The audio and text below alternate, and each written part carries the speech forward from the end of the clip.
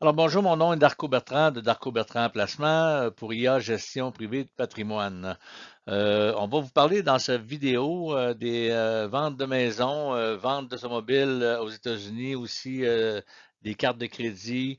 Bref, on va essayer de vous renseigner sur la différence qu'il y a présentement entre Wall Street et The Street, c'est-à-dire que ce qui se passe sur le marché boursier versus la réalité économique des États-Unis.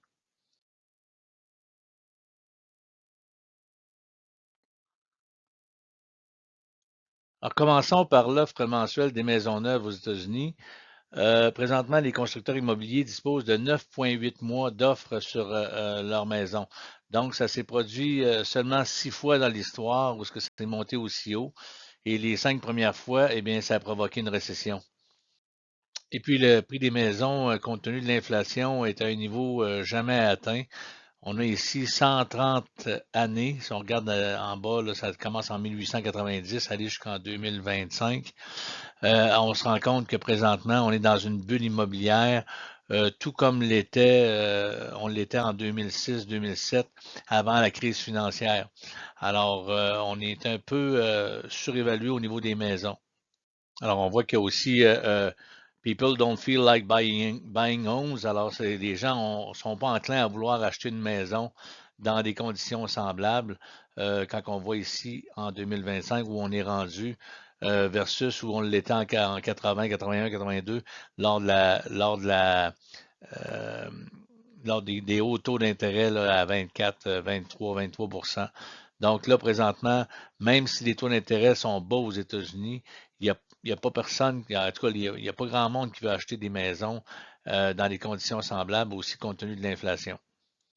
Ce qui fait qu'il y a environ 500 000 vendeurs de plus que d'acheteurs de maisons. Si on regarde ici, on a 1,9 million de vendeurs de maisons versus 1,4 million d'acheteurs. Donc, c'est la disparité ici, là, c'est la plus grande depuis environ 20 ans. On a ici aussi les prêts auto. Les prêts auto, là, il y a un tiers des prêts auto qui est rejeté. Euh, donc, ça implique aussi un resserrement au crédit à ce moment-là. Et un taux de délinquance, écoutez, il y a plus de 6,5 des emprunteurs de voitures qui ont au moins 60 jours de retard sur leur paiement de voiture. C'est le niveau le plus élevé là, enregistré depuis environ 30 ans. Là. Alors, on est à 6,5 ici. Donc, c'est pas rassurant de voir les gens qui ont de la misère à payer leur auto. Et qui dit resserrement de crédit, ben, on voit que la balance sur les cartes de crédit a atteint un niveau record. Et quand on regarde ça, là, on est parti de 2021 à 750 milliards et on est rendu à 1,21 trilliard ici de dollars de balance sur les cartes de crédit. Ça en plus, c'était au quatrième quart 2024. Et quand on parle de balance sur les cartes de crédit, ben, il y a aussi les délinquances sur les cartes de crédit. Alors, les délinquances, c'est quoi? C'est quand que vous n'avez pas payé pendant au moins 3 mois votre solde de carte de crédit. Alors ici, là, on est rendu à environ 12,5 la dernière fois que ça a monté aussi haut, c'est en 2010-2009, lors de la crise financière. Donc, comme mentionné tantôt, on était à 1,21 trilliard de dettes sur les cartes de crédit. Depuis le début de l'année, cette dette-là a augmenté de 17 milliards de dollars. Depuis 2021, en somme, là, de la flèche rouge, là, c'est une hausse de 363 milliards de dollars. Puis le pire, là, c'est que ça inclut pas les dépenses des compagnies comme Affirm, qui font du buy now, pay later. Là, vous achetez, puis vous avez 12 mois pour payer, puis vous pouvez payer, mettons, en 4 versements. Donc, ça là, ça compte aussi pour 116 milliards de dettes. Donc, ce qui nous fait dire que les Américains, ces temps-ci, ils combattent l'inflation avec leur carte de crédit. Et on a aussi ensuite le fameux indice Shiller Price Index qui nous démontre que le marché est extrêmement cher. on a un ratio court-bénéfice de 39 fois les bénéfices. Donc, c'est encore plus élevé que ça l'était avant 2022. Donc, c'est la deuxième fois dans l'histoire où c'est plus cher. La dernière fois, c'est dans l'éclatement de la bulle Internet en 2000.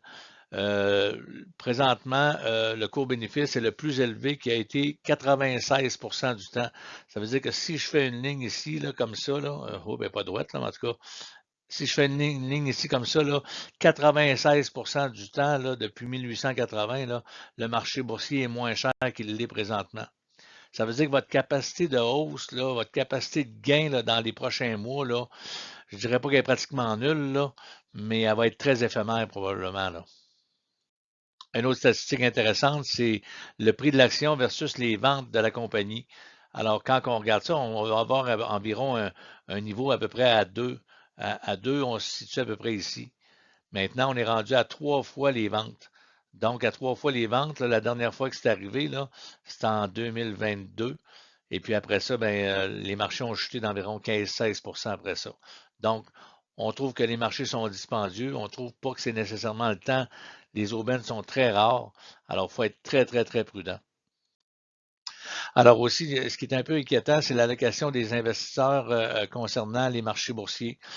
Présentement, on a un niveau jamais atteint, même pas en 2000. Si je fais une ligne ici là, à 50 là, on est en train de dépasser l'allocation des ménages de l'argent qui est investi. Donc, autrement dit, au lieu de s'investir à vouloir payer la dette, ici, là, la dette, ou payer des hypothèques, ben, on investit sur le marché boursier comme s'il n'y avait pas de lendemain.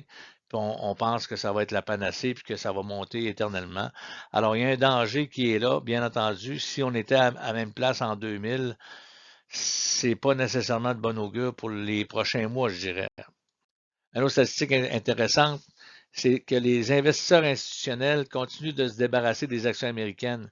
Ils ont vendu pour 0,6 milliard de dollars d'actions la semaine dernière.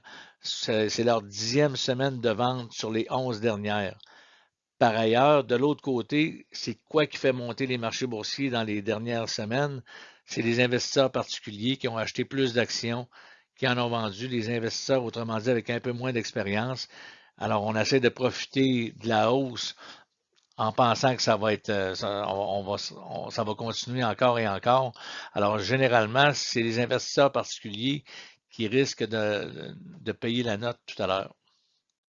Un autre signe avant-coureur un peu, là, c'est que les insiders à l'interne sont beaucoup plus vendeurs qu'acheteurs. Donc, si on regarde ça, c'est les transactions des 60 derniers jours par les insiders. C'est des gens qui sont à l'interne des compagnies, qui font partie des fois du conseil d'administration, qui ont plus de 10% des actions de la compagnie. Ces gens-là, quand ils sont vendeurs, c'est juste qu'ils ramassent des profits. Et puis, il y a beaucoup moins d'acheteurs présentement dans les 60 derniers jours que de vendeurs. Donc, les gens comme Jeff Bezos dernièrement a vendu beaucoup d'actions d'Amazon euh, pour prendre des profits. Donc, c'est un signe où, à un moment donné, les gens qui sont à l'interne, c'est eux qui sont les mieux placés pour voir un peu l'état de l'économie, là. Alors, on fait affaire avec Current Market Valuation. C'est une compagnie qui offre une vue d'ensemble des cours boursiers américains par rapport aux tendances historiques de valorisation. Ça nous permet d'évaluer le degré de surachat ou de survente du marché. Puis ce modèle-là, il est mis à jour une fois par semaine, tous les vendredis. Donc là, on voit qu'on vient d'avoir notre résultat de samedi passé, puis on est à plus 1,9. Donc, ça serait difficile d'être encore plus cher que ça. Ça peut arriver. Mais quand je dis tantôt que la capacité de gain rendue là peut être très, très, très minime, à un moment donné, là, on va revenir à des temps plus normaux où les ratios aussi vont être plus justes aussi. Un autre indicateur qu'on se sert souvent, c'est l'indicateur Warren Buffett. Alors, en 2000, on était à plus 2, donc on était ici à plus 2. C'est quoi? C'est 2 fois, la capitalisation boursière était 2 fois plus élevée que le produit intérieur brut. Quand les marchés sont bien évalués, là, sont sur la ligne de zéro ici. Alors là, présentement, on est à 2,33. Alors, je répète, là, 2,33, c'est le plus haut niveau jamais atteint depuis 1950. Alors là, on était là l'année passée, c'est-à-dire il y a 2 ans, en 2022, on était approché de ça, et puis les marchés avaient corrigé d'environ 15-20%. Donc, il faut s'attendre à un moment donné à ce que les marchés corrigent. Ça fait un petit bout que j'en parle. Il avait corrigé un petit peu ici en avril, si je regarde ici, là, il avait corrigé un petit peu en avril, mais on a rebondi depuis ce temps-là. Donc, il faut être plus prudent un peu avec les achats qu'on va faire dans les prochaines semaines, prochains mois, voire même prendre des profits. Que faire et où investir? Ben, chez Darco Bertrand Placement, voici la répartition qu'on a présentement. On a 63% pratiquement d'actions ordinaires. Et dans ça, dans les actions ordinaires qui sont là, ici, il y a environ 13-14% d'or et d'argent. Alors aussi, on a 20% de marché monétaire et on a 12% d'actions privilégiées qui se trouvent être un petit peu plus sécuritaires en soi. Ils nous donnent un dividende plus élevé. Donc, on est beaucoup plus sécuritaire. On attend d'avoir des occasions d'achat. Et tout comme dans l'immobilier, ben, on fait des bons coups dans l'immobilier avec les achats qu'on fait.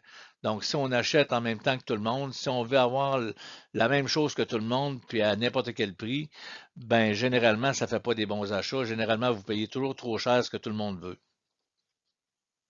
En sachant que l'investissement sérieux, ben, c'est un marathon et c'est pas une course de 100 mètres. Donc, ce qui va se passer dans les 6 prochains mois, c'est peut-être pas là-dessus que j'essaie de jouer. J'essaie de jouer sur ce qui va se passer dans les 3, 4, 5 prochaines années. Donc, faut se positionner pour faire en sorte que quand on voit un marché dispendieux, ben, on doit ajuster son portefeuille en surpondérant des titres plus défensifs. Et puis, quand ça sera le temps, puis que le marché sera plus déprimé un petit peu, ben là, on essaiera de tirer avantage avec des titres avec un potentiel de croissance plus élevé. L'objectif, là, c'est de construire un portefeuille solide, bien équilibré, puis qui peut s'ajuster en fonction du contexte macroéconomique actuel. En attendant, ben, je vous dis de profiter de l'été. Il en reste encore quelques mois. Ensuite de ça, ben, je vais vous arriver avec d'autres nouvelles d'ici à l'automne. Puis soyez assurés que si on voit des aubaines, il y a déjà des compagnies qu'on cible, bien entendu, mais on va essayer de payer le bon prix et puis d'avoir la patience parce que c'est souvent, j'ai dit ça, les marchés boursiers, c'est une game de patience et de discipline. Donc, si on essaie de s'emballer, ben, on va faire comme l'ensemble de la population, ben, on va acheter à des prix démesurés. Alors, ce qu'on veut essayer de faire, c'est d'acheter un ensemble patio flambant neuf dans un magasin, mais au mois d'octobre. Donc là, à ce moment-là, on paye beaucoup moins cher. Alors, pour l'instant, ben, on vous dit de profiter de l'été, amusez-vous, puis on se reparle bientôt. Bye bye.